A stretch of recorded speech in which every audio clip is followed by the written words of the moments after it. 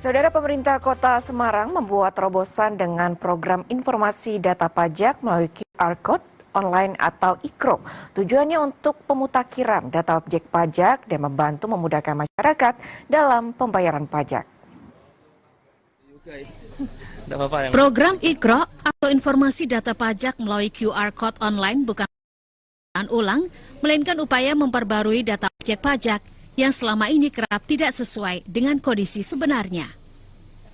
Kabid Pengawasan dan Pengembangan Pajak dan Retribusi Daerah Bapenda Kota Semarang, Natalistianto mengatakan, program IKRO sudah dicanangkan sejak 2024. Program ini muncul karena surat pemberitahuan pajak terutang atau SPPT yang mereka sampaikan sering tidak sampai ke masyarakat secara utuh, sehingga dibutuhkan data yang lebih kuat untuk mengetahui apakah betul objek-objek tersebut ada atau tidak. Meskipun saat ini berbagai layanan telah beralih ke sistem digital, namun peta digital yang tersedia belum mampu mengidentifikasi lokasi setiap objek. Sehingga verifikasi lapangan oleh petugas tetap dibutuhkan agar tidak terjadi kekeliruan yang mengalami pemecahan maupun penggabungan bidang tanah. Setelah proses pendataan selesai, petugas akan memasang stiker IKRO yang dilengkapi QR Code sebagai identitas digital permanen objek pajak. Melalui QR Code tersebut, warga dapat menikmati berbagai layanan seperti pembayaran PBB secara online melalui KRIS serta terkoneksi untuk layanan bansos hingga masalah kesehatan. Program IKRO itu kita mulai canangkan di 2024 bahwa karena kita itu selalu mendapati bahwa SPPT yang kita sampaikan ke masyarakat itu tidak selalu tersampaikan secara utuh atau sempurna. Banyak yang dikembalikan, sehingga kita butuh dasar data yang lebih kuat agar mengetahui apakah betul objek tersebut itu ada atau tidak. Awalnya dari situ. Kemudian kita buat semua pendataan atau pemutakhiran data itu berbasis QR atau semacam kode unik agar nanti bisa memberikan kepastian data bagi kami. Bapenda Kota Semarang menegaskan seluruh proses pendataan program IKRO tidak dipungut biaya. Masyarakat diimbau untuk selalu memeriksa identitas petugas sebelum memberikan informasi. Prahayuda Febrianto, Kompas TV, Semarang, Jawa Tengah. Untuk membahas lebih lanjut soal IKRO, saudara, saat ini kita sudah bersama Kepala Bapenda Kota Semarang, Diah Suparningtyas. Terima kasih Ibu sudah bergabung di Jurnal Nusantara. Terkait dengan IKRO ini, bisa dijelaskan apa itu IKRO dan juga apa kemudian yang melatar belakangi inovasi ini? Terima kasih Mbak Claudia Clara. Jadi kenapa Bapenda Kota Semarang membuat inovasi IKRO atau informasi pajak daerah melalui QR Code adalah selama ini ketika setiap tahun kita menyampaikan SPPT PBB kepada masyarakat, itu seringkali kembali lagi ke kami, artinya tidak tersampaikan, kurang lebih rata-rata ada 10% yang kembali, di mana wajib pajak PBB di Kota Semarang itu sekitar 621.664 pajak atau objek pajak yang ada di Kota Semarang. Nah, oleh karena itu kami berpikir bagaimana caranya untuk melakukan pemutakhiran data, sehingga data PBB itu sudah fix pasti karena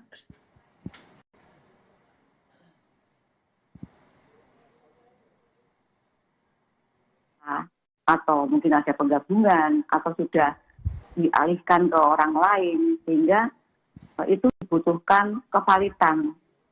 Itu yang pertama. Yang kedua, dengan keterbatasan jumlah staf di Bapenda Kota Semarang yang jumlahnya hanya sekitar 129 orang, itu kami mengalami kesulitan untuk melakukan pemutakhiran secara masif.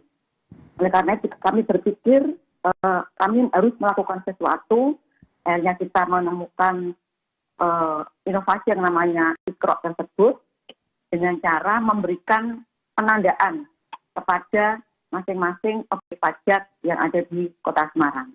Penandaannya kami lakukan dengan menempelkan stiker yang sudah ada barcode QR code-nya. Seperti itu, Mbak Clara. Baik Ibu Diah, salah satu yang melatar belakangi munculnya inovasi ini karena ada SPPT yang kemudian tidak tersampaikan kepada masyarakat. Lalu kemudian apa yang membedakan inovasi dari IKRO ini dengan pendataan data objek pajak konvensional? Kalau perbedaannya, kalau manual kami kan membagi form. Form dibagi, diisi oleh masyarakat. Nah, tentu ini akan membutuhkan waktu yang sangat lama dan itu juga tidak bisa mengejar kebutuhan kita yang harus cepat melakukan pemutakhiran data. Pemutakhiran data ini diperlukan aspeknya kan harus ada keadilan ya. Ketika semakin data itu real, maka akan didapatkan pembayaran pajak yang adil. Ketika ada pemecahan, tetapi data PBB-nya masih belum terpecah, tentu pajak yang akan disebut masih pajak yang belum dipecah-pecah. Itu contohnya seperti itu. Nah, itu kalau manual pakai form, sedangkan kalau yang melalui QR code ini, kami juga sudah digitalisasi yang pasti. Yang kedua, sudah menggunakan data geospasial. Sehingga titik koordinat masing-masing objek pajak itu dapat diketahui. Dan foto dari objek pajak itu juga nanti bisa didapatkan, diketahui di IKRO itu. Seperti itu, Mbak. Baik, IKRO ini mempersingkat waktu untuk pemberian SPPT kepada objek pajak. Lalu kemudian Ibu Diah, terkait dengan IKRO ini bagaimana mekanismenya ataupun juga cara kerjanya dari QR Code yang telah ditempelkan pada objek pajak? Terima kasih Mbak. Jadi ketika sudah ditempel, itu berarti sudah diisi oleh petugas kami. Nah, sudah diisi data oleh petugas kami, kemudian masyarakat, misalnya rumah saya juga ditempel IKRO, maka saya bisa melakukan scan barcode yang ada di dalam IKRO tersebut melalui aplikasi Pak Disemar Hebat, melalui Play Store bisa.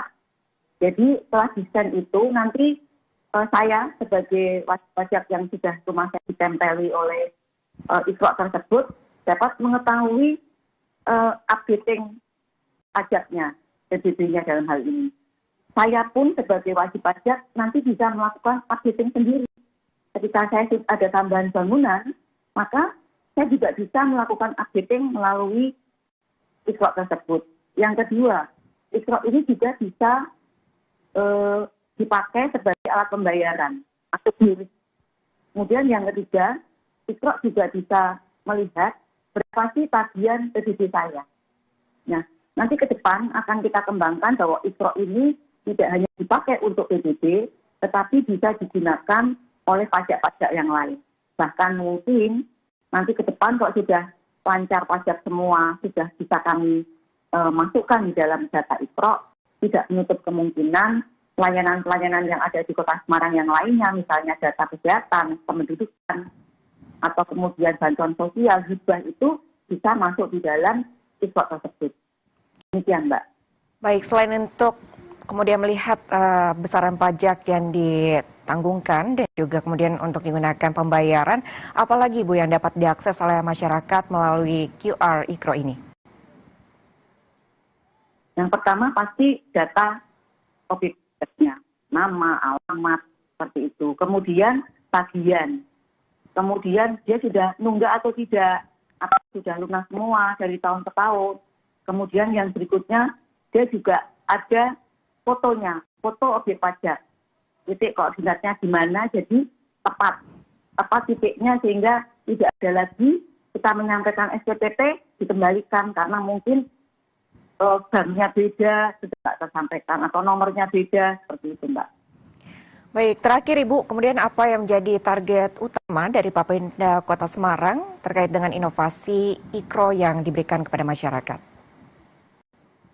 Target kami tentunya adalah pemutakhiran data. Pemutakhiran data ini sangat diperlukan oleh Bapenda khususnya di dalam menentukan besaran pajak oleh masing-masing wajib pajak. Karena ketika tidak mutakhir datanya, tentu kami bisa salah.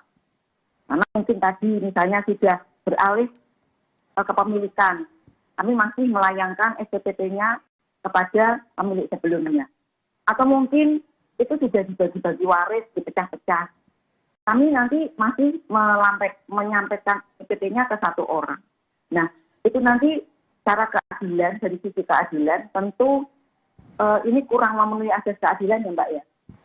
Karena tidak fix, tidak firm, tidak valid datanya. Seperti itu.